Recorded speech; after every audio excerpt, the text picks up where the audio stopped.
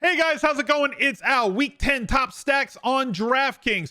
If you know, then you know that double stacking quarterbacks and having a player bring back on the other side is the most powerful weapon that you have in NFL DFS large field tournaments. It also works in smaller field tournaments, but you can get a little bit away from that if you want to. I go over 5 of my favorite double stacks on the week, every single week on Thursday. So thank you guys for being here. I definitely appreciate it. Drop a like on the video, subscribe to the channel, ring the notifications bell. Let me know what double stacks you want to use down below in the replies. Now, I know that somebody's going to argue with me every single week. Well, you know, Al, you don't always have to double stack. You do what you want to do. If you don't want to double stack, you don't have to. There is a video that I put out on how to win on DraftKings that goes over all the math from the trailing 3 years about exactly how powerful it is and how to overweight the field in the top 100 or top 1% of tournament lineups. I have massively overweighted the top 1% of tournament lineups this season and top 5% of lineups this season by using this technique. If you don't want to do it, do whatever you want. But I'm telling you that this is the best way to attack the top where all of the money exists. So why don't we go right to the video and take a look at who my top 5 stacks are for week 10. Let's go. He's a legend. It's Thursday, so that means that the Smiz Gang Listener League is about 1/3 full, and it is about 1/3 full. $10 entry fee, $30,000 in the prize pool, 3 max only. We'll shout out the top 10 on the recap video on the second channel, Al Smizzle Games. So definitely head over there for that if you want the breakdown every single week with how I did, how my article did, what I got wrong the previous week. And if you finish in the top 10, you get a shout out there. We also look at everything on the Rotogrinders lineup builder on this top stack show. And I kind of break down how we go through and I show you how to build the groups on there to build your lineups if you're attacking the millionaire maker or the slant, or if you're somebody that wants to take on, you don't have that big of a bankroll and you're taking on something like the mini max. Tom Brady has been the easiest path. I was just talking with the chat before I started recording this video that in 2021, the easiest path into the top 100 in tournaments is to double stack Tom Brady and double stack Matt Stafford. But we don't have the Rams this week to do it with. So thankfully, Tom Brady is back. Taking a look at his game logs, you can see 5 times this year, he has had 4 or more touchdown passes in a game. 4 against New Orleans, 4 against Chicago, 5 against Miami, 5 against Atlanta, 4 against Dallas. And we have some injuries this week that we have to kind of deal with. One, if you want to include Leonard Fournette in your Tom Brady stacks, sure, he gets like 5 targets a week. Not heavy correlation. They don't really utilize him in the air around the goal line. He's more of a release valve. So I'm probably going to try and focus on where he goes with those touchdown throws. Chris Godwin was not practicing on Thursday. So like we're going to have to monitor his Friday practice report. Here's the key. If Godwin does not play on Sunday, don't play him. That's the best piece of advice that I can give you for him. Mike Evans, one of the cover boys with Tom Brady, is going to play. And I love the fact that the game log watchers have 2 dud games in the last 3 weeks to deal with. But Philadelphia has been very stingy against outside wide receivers. And New Orleans also has a history with Mike Evans doing a fantastic job of kind of muting him, even though he did catch a touchdown. 6.8 DraftKings points without that touchdown last week. So bad game for him there. Great bounce back spot here, especially with the absence of other players on this team. We talked about Gronk. So Brate, Howard, Evans, Godwin if he's healthy. Tyler Johnson at 3,300 is a fantastic value this week. If Antonio Brown misses, and again, monitor this. Wasn't practicing on Wednesday. We're going to have to get the Thursday practice report on him and the Friday one before we make those decisions. Also, Antonio Brown, if he's out, don't play him. So that's my best advice for you there in those situations. Let's go and take a look at who we're going to. Rotogrinders always updating their lineup builder and kind of giving us updates as they go about it. I'm going to make sure that I use 2 players in this group. I'm going to X out the running backs. Going to leave Brayton Howard. Going to leave him. Johnson, yes. Godwin for now, yes. Grayson, they are expected to get Scotty Miller back. Gronk still out of that list. So these are the guys that I'm going to use in here. And once they get their projections for the percentages that they think people are going to be in tournaments this week, that will pop over there as well. And taking a look at how those targets have gone this year, Chris Godwin at 20%, Evans at 19%, Antonio Brown, this includes the games that he's missed, so like his is only 43 targets on the season. Fournette, Brady, Gio, and then when they get in close, it really just goes to Godwin and Evans. So Evans is going to get the biggest bump in terms of red zone usage on the Buccaneers. Josh Allen and the Bills are my next stack. Tournament winning possibility every single week, 30 plus expectation in tournaments. I only care about the ceiling. Another week where they have a team total that's exceptionally high, above 30 points. The Jets have been egregious against running backs, but a couple of things that play in here. One, if Moss is out, that leaves Singletary as the only guy. Singletary had 8 targets last week, but the Bills are an exceptionally pass-heavy team. They don't really focus on the running game. They focus on the passing game. So Josh Allen in this spot, no matter who the running back is, does have a major expectation of completing a lot of passes. Diggs, Sanders, Beasley, Dawson Knox, I believe, could be back this week. So we'll see. He was limited in practice on Wednesday. We'll get the Thursday and Friday practice reports and then make our decision. If he's out, don't play him. Taking a look at what they do through the air. Steph Diggs at 24%, Cole Beasley at 21.5%, Manny Sanders at 17.5% with his deepest ADOT in years. And then Knox, after missing a couple games, has dropped down here to like 8.8%, but he's like at 12% on the games when he plays. And then you kind of sprinkle in the running backs. It's a very concentrated target tree of what they use. So going over to Buffalo in the lineup builder, I'm going to isolate this basically to just those 3 pass catchers and the tight end Knox, assuming that he's in there.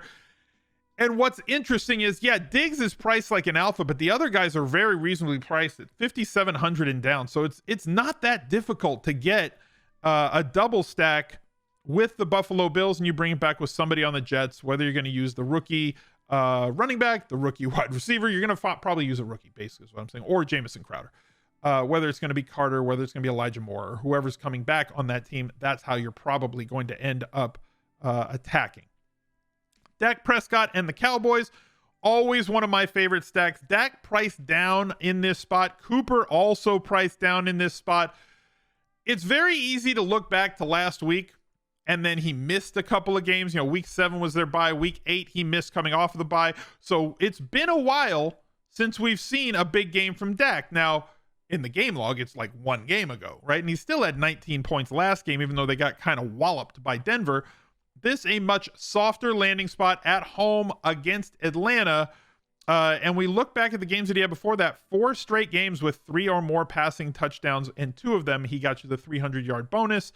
Absolutely love Dak once again this week. Looking at where the targets go with him, CeeDee Lamb and Amari Cooper, the 2 main guys that get the targets. Dalton Schultz has had a massive revival this year. Just a fantastic season from him at 15%. Ezekiel Elliott at over 10% of the targets, very utilized in the passing game. I expect him to play as of right now. If he doesn't, then Tony Pollard really gets elevated, and Ced Wilson just makes 1 big play a week. I'm probably not going to use him all that much in my doubles because of mostly the pricing that exists in the passing game. So if you think that Ezekiel Elliott's going to be highly played, I would suggest not using him in your Dak doubles, simply because if you think he's going to be a highly rostered running back this week, the Dak doubles are what's going to get you off of him and put you onto somebody that's a little, or onto a couple of plays that are a little bit more contrarian. And as I said, with Gallup coming back expected this week, if he's out, then Ced Wilson's kind of the guy. If he comes back, then you can include him in these stacks kind of as a one-off, but you might want to mute him a little bit so you don't get too much. Looking at the prices, Amari Cooper only 6,200 and Lamb at 7,000. Very easy to get. You still have Cordell Patterson on the other side and Pitts. Very different. You're going to get very different with this stack, even though they're all really core plays with high upside. Love the Dak doubles this week. One thing that we're doing on this channel is our fundraiser for No Kid Hungry. We just passed like $17,500. When we get to $20,000 raised as a community, I will add $10,000 on my own. I've already committed $20,000 on my own. It would push it up to 30. If we can get to $25,000 raised by the community, that would trigger another $10,000 match for me, making $40K from me, $25K from the community. Smizzle.tv/charity. If you wanted to try and be a part of something bigger than yourself, 1 kid in 6 in America right now suffers from food insecurity. And look, it doesn't take all that much to be a part of it. So if you've benefited at all from this content that I put out, or if you've had a winning season, or if you feel like you're a better player, I would appreciate it if you would take a couple of seconds and be a part of something that's bigger than yourself. Justin Herbert and the Los Angeles Chargers. Love this stack this week. Now, look, there's definitely a possibility that things don't go their way, but Minnesota and the Chargers have the highest team total with the closest spread. So this is expected to be an extremely competitive game with two teams with superstar athletes at a lot of different positions and a couple of release valves in terms of salary relief. So we can get cheap at tight end with either team's tight end, whether it's Cook or it's Conklin on Minnesota. Alpha wide receivers everywhere on both teams with Big Mike and Keenan Allen on the Chargers, with Justin Jefferson and Thielen on Minnesota, or Dalvin Cook. And I would allow to include Eckler in this stack because of how involved in the passing game he really is. And when we take a look at their target tree, that kind of shows out. Everybody's really willing to play Jared Cook in their stacks with Herbert, but Austin Eckler gets 14% of the target market share. So it's not a situation where it's a running back who gets some passes. It is a running back who is an integral part of their pass game. Keenan Allen leading the way at 27, approaching 27%. Mike Williams at 22%, coming off of 3 dud weeks, which again, I like it when a player has had a good player in a good matchup has had a few bad weeks in a row. The salary comes down. The percentage of people that are willing to play him in large field tournaments comes down. And we get a value play that could have a spike week with less traffic on them. Taking a look at their red zone targets, Keenan Allen was 16, Big Mike with 22, then Jared Cook was 16, a little bit more than Austin Eckler, but Eckler adds that rushing upside as well. Going over to the lineup builder to build that group, like I said, I am still going to use 2 players, but I'm going to allow Eckler to be in those stacks. I'm probably not going to include the ancillary tight ends like Anderson and Parham. Thank you, Donald, for letting us know exactly how to pronounce your name.